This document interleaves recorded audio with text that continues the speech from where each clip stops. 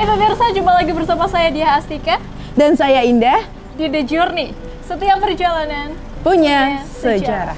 Pemirsa, hari ini tim kita sedang datang ke lapas kelas 2A Kota Pekalongan, dan di sini konon dulunya adalah tempat di mana Ki Hajar Dewantara ditahan.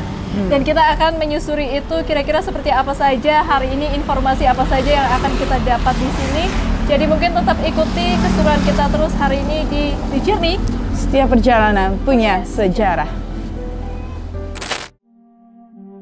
Halo pemirsa, Anda kembali menyaksikan The Journey. Setiap perjalanan punya sejarah. Ekspedisi tim kali ini adalah mendatangi salah satu tempat bersejarah di Pekalongan, Strafgevangenis de Pekalongan, atau sekarang lebih akrab dikenal sebagai Lapas Kelas 2A Kota Pekalongan. Lapas ini terletak di Panjangwetan, Kecamatan Pekalongan Utara, Kota Pekalongan.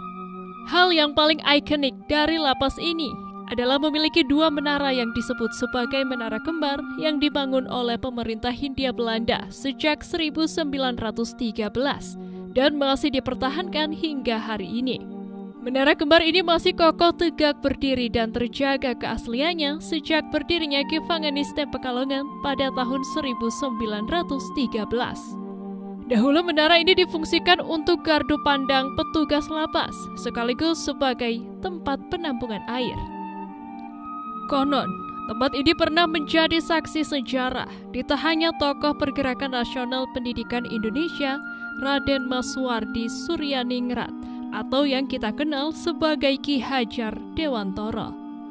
Kira-kira seperti apakah penelusuran sejarah kali ini? Apa yang saya dan tim temukan di tempat ini? Saksikan selengkapnya hanya di The Journey. Setiap perjalanan punya sejarah. Jadi lapas Pekalongan ini termasuk lapas Pekalongan yang sangat besar. Jadi dulu adalah lapas kelas 1. Lapas kelas 1 di dalam perubahannya karena mungkin bentuk bangunannya jadi dekat pantai, banyak rob, banyak banjir, jadi turun menjadi lapas kelas 2A. Bangunan-bangunan di sini banyak yang hancur karena rob dan banjir. Beberapa bangunan tidak bisa digunakan dan akhirnya kami mungkin satu-satunya lapas yang punya SOP tentang penanggulangan bencana banjir rob. Itu yang bisa kami sampaikan. Jadi kami bekerja sama dengan tim di lapas Pekalongan ini, kami sangat cepat untuk menangani rob di dalam lapas ini. Itu mungkin yang bisa saya ceritakan. Terus ada beberapa bangunan yang masih kesannya Belanda, yaitu pos penjagaan di pos atas itu bahannya masih kayu dan sampai sekarang masih terawat, belum dipugar. Jadi ikon kami ada di sini. Itu aja, Mbak.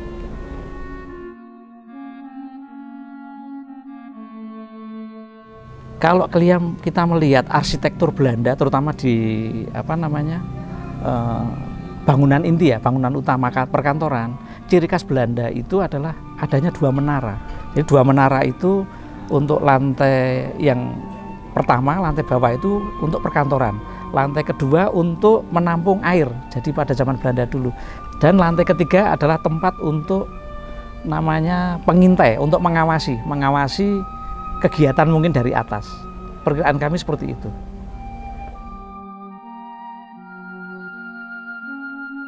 Yang masih asli kelihatan yaitu bangunannya, bangunan kantor utama yang ada di depan ini kan bangunan Belanda.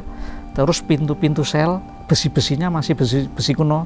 Kalau kita melihat nanti bekas-bekas kena rob itu, besinya itu masih kuat.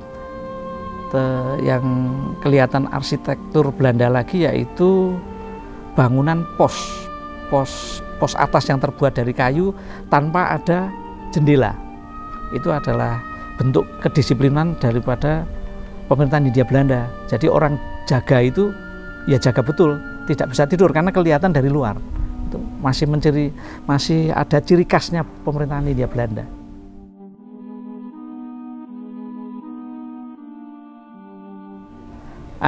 Saya tambahkan lagi untuk biasanya yang jadi istilahnya ikon lapas Pekalongan yaitu menaranya, menara kembar. Menara kembar itu orang dari jauh, tamu-tamu dari jauh biasanya minta fotonya kelihatan menara kembarnya, karena itu ikon Lapas Pekalongan satu-satunya di Jawa Tengah. Itu aja.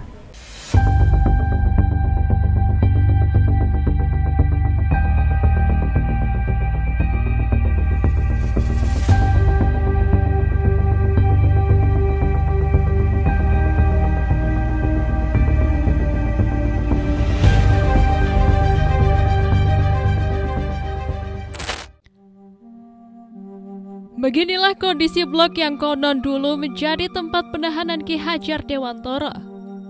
Saat ini tempat ini sudah tidak digunakan lagi akibat sering terjadinya rob di kawasan lapas ini, sehingga sebagian bangunan dari lapas ini tidak difungsikan kembali.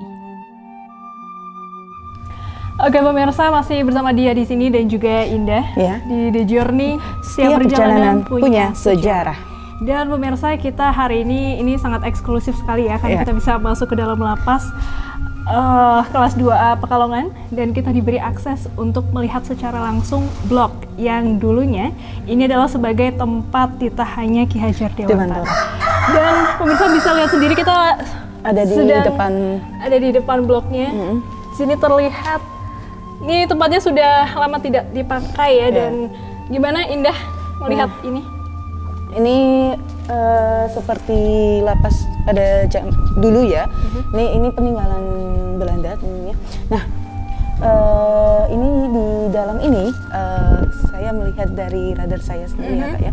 Ini ada beliau di sebelah sana tepatnya sedang duduk dan dia mengenakan peci dan dia masih membaca buku tentunya di sebelah sana. Sebetulnya tuh dari tadi Indah mencoba untuk menangkapnya di sini, tapi susah ya, Indah. Jadi itu yang bisa didapatkan sekilas. Dan di sekitar sini kita lihat ini air rob ya, ini rob. Jadi di kawasan sini ini sering terjadi rob dan juga nampak ya mungkin jarang sekali orang luar yang bisa masuk sampai sini ya. Jadi kita merasa beruntung sih, aku sendiri merasa beruntung hari ini bisa sampai di sini dan melihat secara langsung blok di mana Ki Hajar Dewantara dulunya ditahan. Seperti yang tadi kita sudah ngobrol-ngobrol banyak ya, lumayan, bahwa Ki Hajar Dewantara ini dulu ditahan sekitar tahun 1921 dan itu diakibatkan atau disebabkan oleh tulisannya beliau. Dan juga ada yang mengatakan juga karena delik pidato seperti itu. Tapi kita tidak akan berlama-lama di sini, jadi tetap ikutin terus keseruan kita di ekspedisi kita kali ini menyusuri lapas kelas 2A Pekalongan. Jadi tetap ikuti terus perjalanan kita di The Journey. Setiap perjalanan punya sejarah.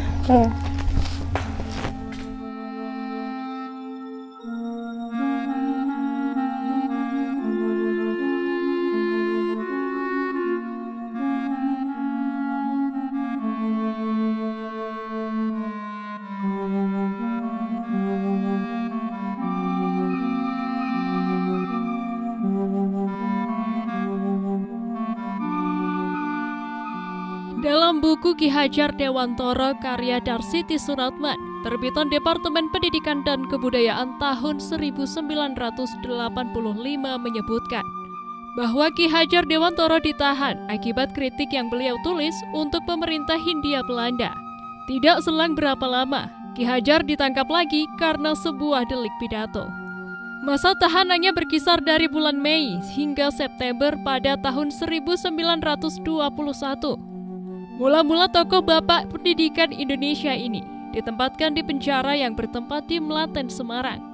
Kemudian dipindahkan ke penjara pusat di Pekalongan. Hingga pada tanggal 27 September 1921, pemerintah kolonial Belanda di Batavia mengeluarkan surat pembebasannya dari penjara di kota Pekalongan ini. Dalam surat bukti pembebasannya yang berbahasa Belanda dan sudah coba diterjemahkan oleh para ahli, beliau dituduh dengan sengaja dan secara lisan menghina pemerintahan Nederlandse Indie atau pemerintah kolonial Belanda. Ki Hajar Dewantara kemudian dijatuhi hukuman selama 3 bulan. Ki Hajar Dewantara ini berstatus sebagai narapidana terpelajar. Dahulu para narapidana yang dipenjara selain menjalani hukuman juga diwajibkan untuk ikut kerja paksa. Bagi narapidana yang menjalani hukuman karena memberontak terhadap kekuasaan pemerintah Belanda, maka akan dihukum lebih berat daripada narapidana pelaku kriminal biasa. Namun, konon hal itu tidak berlaku bagi Ki Hajar Dewantara karena statusnya sebagai narapidana terpelajar. Selain itu, kepiawaiannya menguasai bahasa Belanda, membuatnya diperbantukan untuk membantu petugas lapas di bagian administrasi.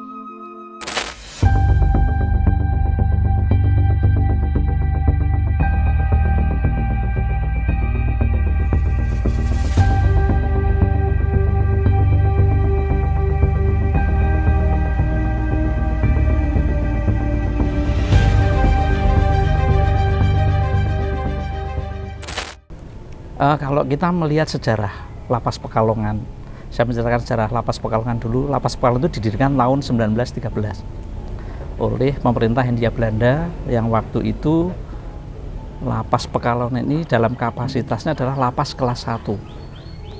Kemudian Ki Hajar Dewantara itu menurut sejarah yang saya baca dan saya mendapatkan informasi dari sesepuh-sesepuh di sini, itu sekitar tahun 1921.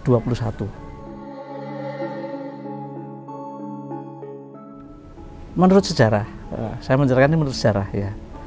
Ki Hajar Dewantara itu kan dipenjara di Lapas Pekalongan karena beliau itu dulu membuat tulisan atau mengkritik pemerintah Hindia Belanda, sehingga dianggap oleh pemerintah Hindia Belanda tulisannya itu, kritikannya itu merugikan pemerintah Hindia Belanda di Indonesia.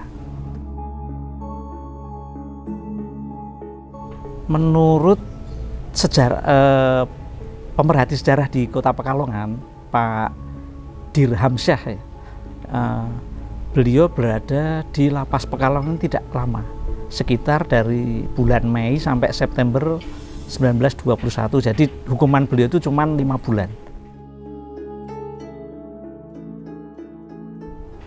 Yang saya ketahui ya dari sesepuh-sesepuh yang menceritakan dan sesepuh-sesepuh dari Lapas Pekalongan yang dulu mencari alur sejarah tentang Ki Hajar Dewantara, sampai beberapa tim itu berangkat ke Yogyakarta mencari sejarah di, kalau tidak salah, di Taman Siswa Yogyakarta.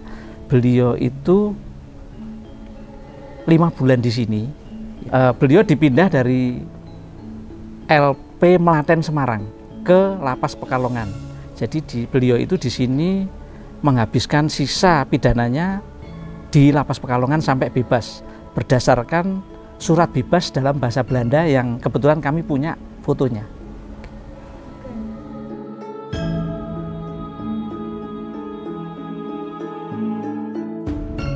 Sekitar September 1921 bebasnya. Ya. Kebetulan masih dalam fotonya itu foto surat bebas asli dengan bahasa Belanda dan sudah ada terjemahannya, perkiraan terjemahannya.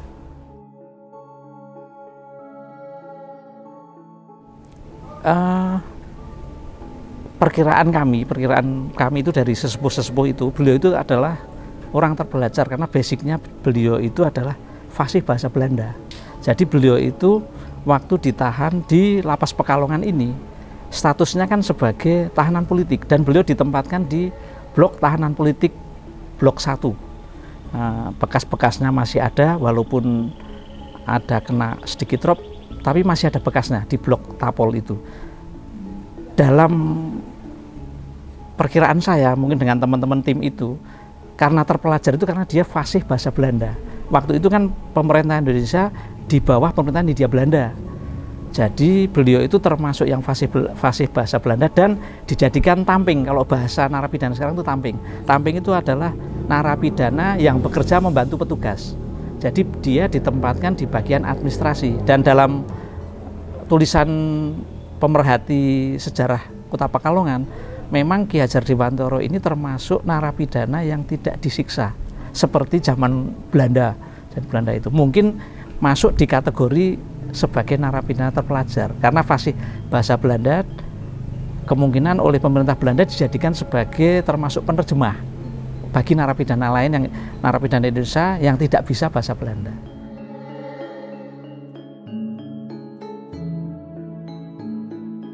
kegiatan beliau kemungkinan besar karena beliau sebagai petugas administrasi, jadi membantu administrasi tentang pekerjaan di Lapas Pekalongan karena kepiawaiannya beliau di dalam bahasa Belanda.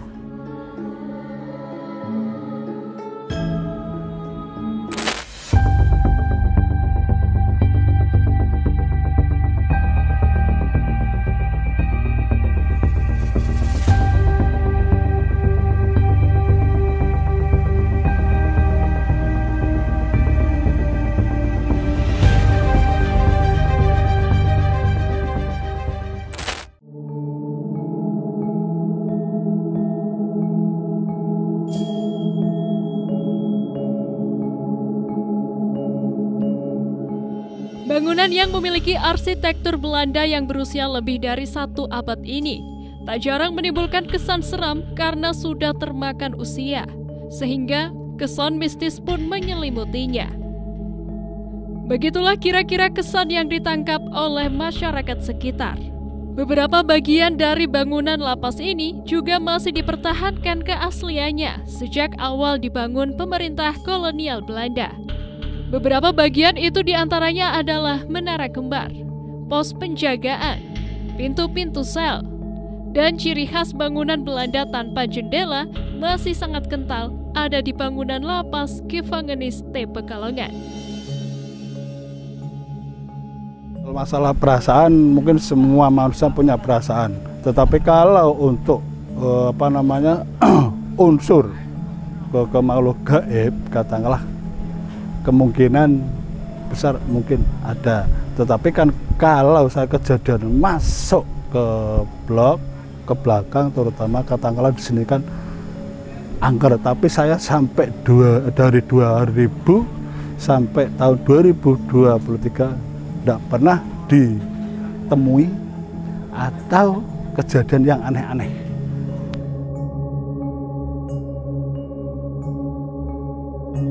Itu kan cuma perasaan.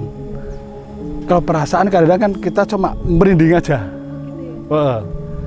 Tapi alhamdulillah kalau kanan kiri kan nggak ada apa-apa, cuma kita ada rasa takut. Mendingan kita lurus aja. Alhamdulillah nggak ditemui barang-barang yang katakanlah yang negatif, mistis. Selama kedatangan tim ke lapas, hal yang kami tangkap jauh berbeda dari cerita yang selama ini beredar di masyarakat. Bahkan hari ini, kondisi lapas kelas 2A Pekalongan ini sudah begitu tertata dan cukup tertib. Bahkan sudah jauh dari kata mistis. Lapas kelas 2A Pekalongan ini juga satu-satunya lapas yang memiliki SOP yang bisa menangani permasalahan rob. Lapas kelas 2A Pekalongan ini adalah salah satu aset yang memiliki nilai sejarah yang besar yang harus kita jaga. Sebab setiap perjalanan pasti punya sejarah, dan kami rangkum dalam program The Journey.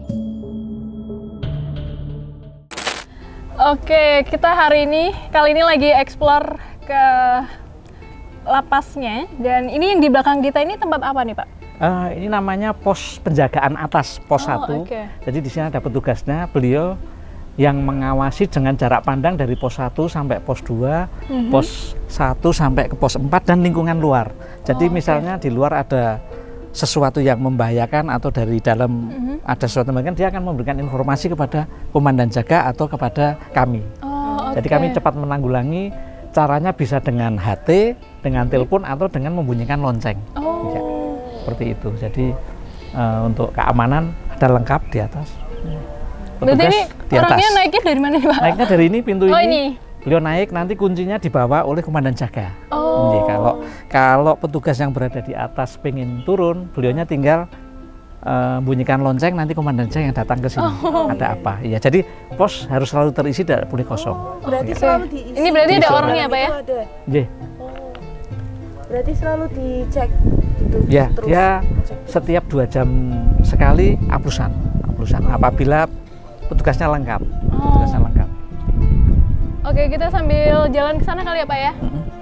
Oke Pak, kita ini nih Pak, pengen tahu nih, mungkin Bapak pernah mendengar gitu ya, mungkin tanggapan dari orang-orang luar gitu memandang lapas kelas 2A Pekalongan ini itu seperti apa sih Pak? Ya, yang saya dengar dari warga sekitar dan masyarakat Pekalongan yang sering saya ngobrol di sini, bahwa lapas Pekalongan itu katanya banyak hal-hal negatif seperti ada penampakan dan lain-lain, gitu kan. Jadi selama saya 1 tahun 1 tahun 2 bulan di sini belum pernah lihat. Jadi mungkin itu kayak cerita-cerita rakyat. Jadi kan belum pernah lihat. Saya teman-teman anggota pun juga belum pernah lihat. Jadi atau mungkin dulu masyarakat ingin membuat nuansa menakut-nakuti. Jadi kalau dulu ketemu anak kecil itu kan di penjara takut ya. Mungkin suasana penjara dibikin seperti itu biar menakutkan. Tujuannya kan orang-orang dulu supaya warga itu tidak melakukan pelanggaran, ya, tidak masuk di penjara. Jadi semacam kayak edukasi tapi yang jadi salah, iya. Betul. Padahal di penjara tadi Mbak lihat di dalam kan banyak nuansa kayak di kampung ada kegiatan pramuka, ada kegiatan pondok pesantren, ada olahraga. Sebetulnya seperti biasa, seperti di dunia luar. Cuman karena lingkupnya di dalam penjara. Gitu. Benar sih. Jadi tadi kita di sini aku sendiri pribadi itu tidak merasakan hal-hal yang gimana-gimana ya Pak ya, karena ya bahkan tadi pertama masuk ke dalam blok yang banyak WBP-nya atau warga binaan pemasyarakatan ya Pak ya, itu malah rame banget, mereka juga tadi ada yang beraktivitas ya, bahkan ada yang bermain gitar tadi ya, jadi so fun itu gitu. Dan berarti gimana ya Pak, kesimpulan yang bisa kita ambil dari tanggapan-tanggapan orang terhadap mungkin tanggapan tentang keseraman dari tempat ini, si lapas ini, itu seperti apa Pak? Berarti itu tidak terbukti ya Pak ya? Ya insya Allah lah. Selama saya menceritakan, selama saya ada di sini selama 1 tahun lebih 2 bulan itu belum pernah lihat hal-hal yang aneh itu. Berarti kan secara pembuktian awal bahwa lapas yang katanya seram itu kan zaman dulu, zaman pemerintahan Hindia Belanda, karena zaman pemerintahan Hindia Belanda itu penuh dengan penyiksaan. Kalau sekarang kan zamannya sudah berubah, zaman pemasyarakatan, pembinaan, menyiapkan warga binaan untuk kembali masyarakat luar. Gitu. Jadi hal-hal negatif itu mungkin ya itu Mbak, kembali lagi dibuat seram biar orang tidak melakukan pelanggaran, biar takut masuk penjara. Sisi positifnya ada di situ. Ya. Dan jangan sampai ya jangan sampai masuk penjara. Tetap lebih enak berkumpul dengan keluarga di rumah. Betul.